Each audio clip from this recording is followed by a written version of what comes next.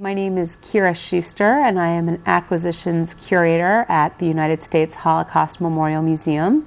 Today I want to talk about an interesting collection that we received earlier in 2009 and the story behind how it happened. The gentleman you see here, his name is Eldon Nicholas. He was an ambulance driver during World War II, primarily in France. And his son, Donald, contacted the museum last year around Thanksgiving, Christmas time, because he was doing research on his father's experiences during World War II.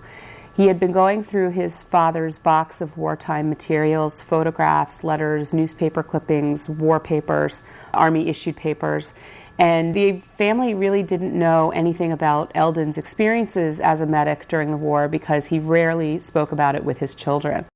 Donald had begun doing research on his father's experiences. In particular, he was looking for the information on the Vittel internment camp in France, because that was a name that appeared most often in his father's papers.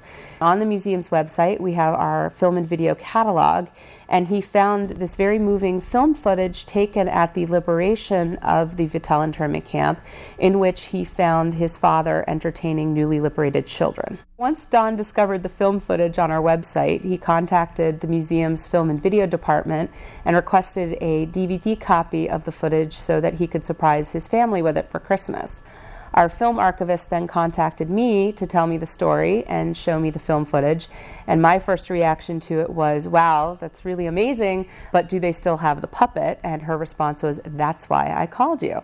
So I got in touch with Don, and it turns out not only do they still have Kiki the monkey puppet, but they also have a number of other materials that further document their father's experiences. The other materials that the Nicholas family had in their possession include this letter that Eldon had written home to his family back in Michigan.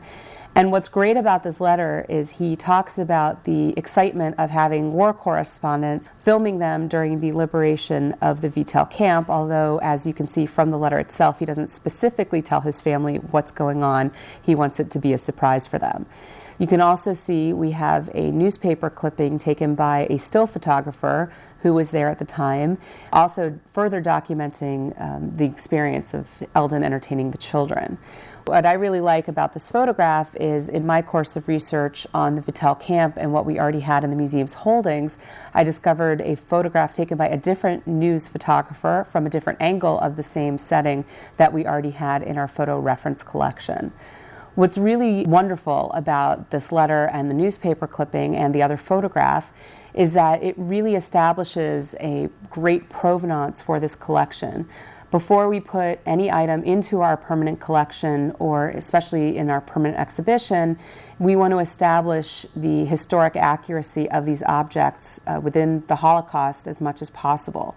We're not able to accept items that do not have this established provenance because we want our collection to be as accurate as possible so that when we present the history, there's no doubt as to its authenticity. What is a shame, though, is that we'll never really know much more about Kiki other than what we've read about in the materials Eldon left behind. Because he didn't speak with his family about it, we don't know where he picked her up from. What we do know from examining her is that she was handmade, but we don't think she was made by Eldon. We really don't know what prompted him to do what he did because he never spoke about it with his family. This is why today, when we speak with survivors and their family members and liberators, we encourage them to document their experiences, even if they're not willing to part with their original materials at this time, just that they share them with their family. They write this information down so that when that generation is gone, that information is not lost.